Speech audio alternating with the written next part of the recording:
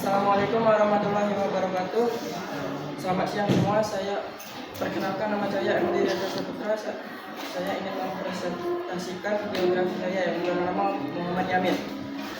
Muhammad Yamin dilahirkan di Sawatolo, Sumatera Barat pada tanggal 23 Agustus 1903. Ia menikah dengan Rajin Anjing Sundari Majo. Salah seorang anaknya yang dikenal yaitu Rahijen Yamin yang meninggal dunia pada tanggal 17 Oktober 1962 Jakarta di zaman penjajahan.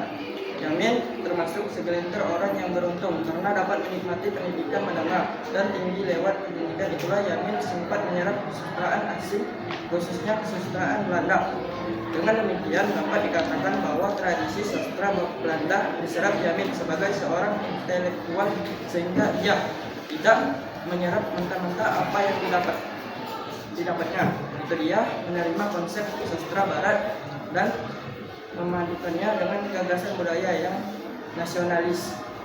Pendidikan yang sempat diterima Yamin antara lain Hollands Inland School di Palembang, tercatat sebagai peserta khusus pada lembaga pendidikan peternakan dan pertanian di Casuruan Bogor, Algemerik Nyelbeber School, sekolah menengah umum di Yogyakarta dan di Jakarta.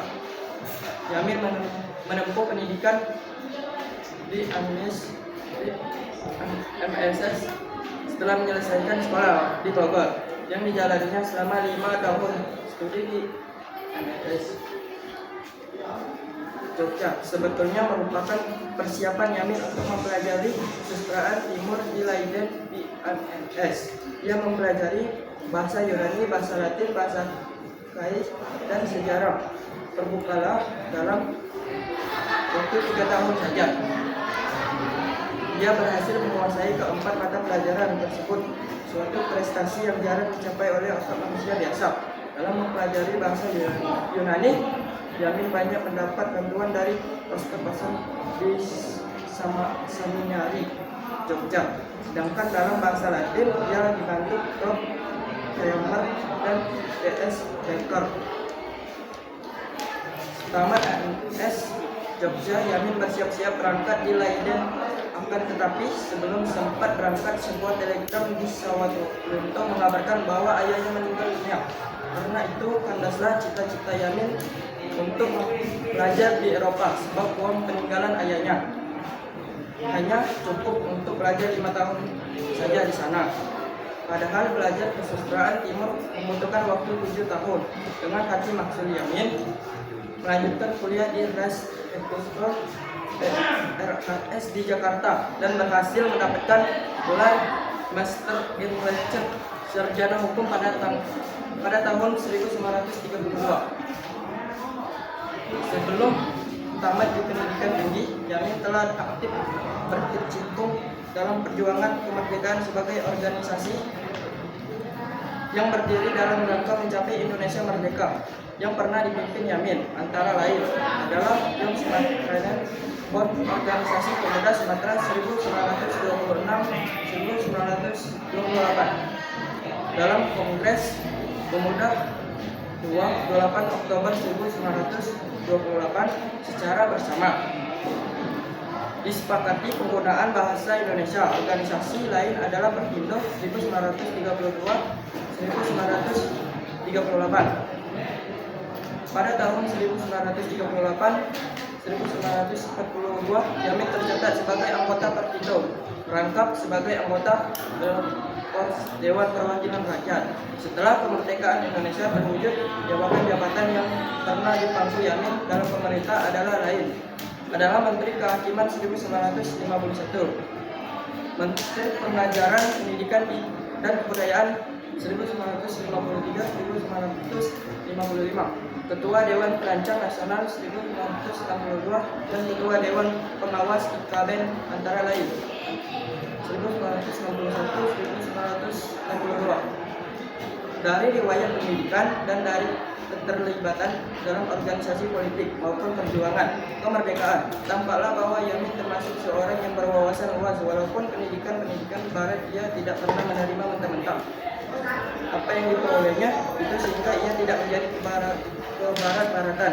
Dia tetap membawakan nasionalisme dan rasa cinta tanah air. Dalam karya-karyanya, barangkali hal ini merupakan pengaruh lingkungan keluarganya, karena ayah ibu Yamin adalah keturunan kepala adat Minangkabau. Ketika kecil pun Yamin oleh orang tuanya diberi pendidikan adat dan agama hingga tahun 1914.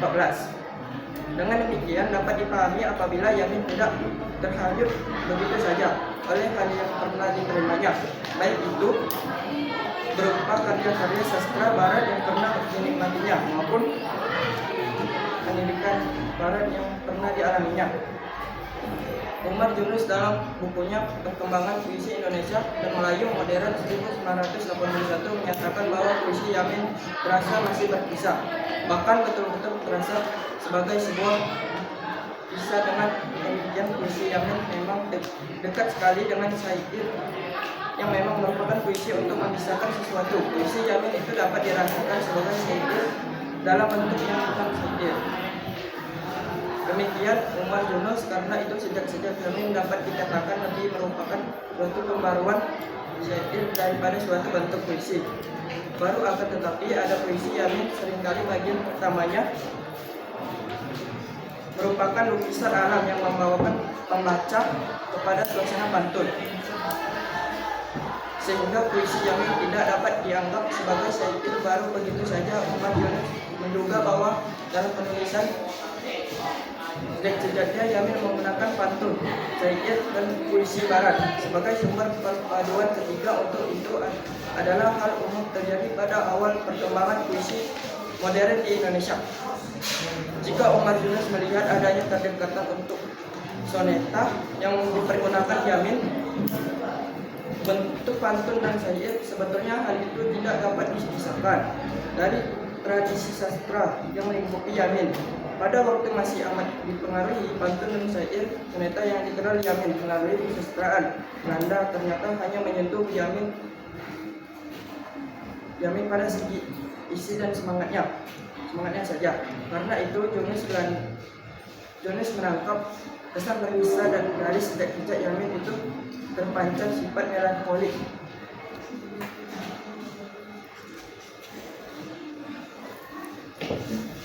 yang kebetulan merupakan sifat dan pembawaan soneta. Sifat soneta yang melankolik dan kecenderungan berkisah yang terdapat di dalamnya tidak berbeda jauh dengan yang terdapat dalam pantun dan syair. Dua hal yang disebut terakhir, yakni sifat melankolik dan kecenderungan berkisah, kebetulan sesuai untuk mencolok perasaan Yamin pada masa remajanya. Karena itu soneta yang baru saja dikenal Yamin dan yang kemudian digunakan sebagai bentuk pengungkapan estetiknya mengesankan, bukan bentuk soneta yang murni. Saya akhiri. Wassalamualaikum warahmatullahi wabarakatuh.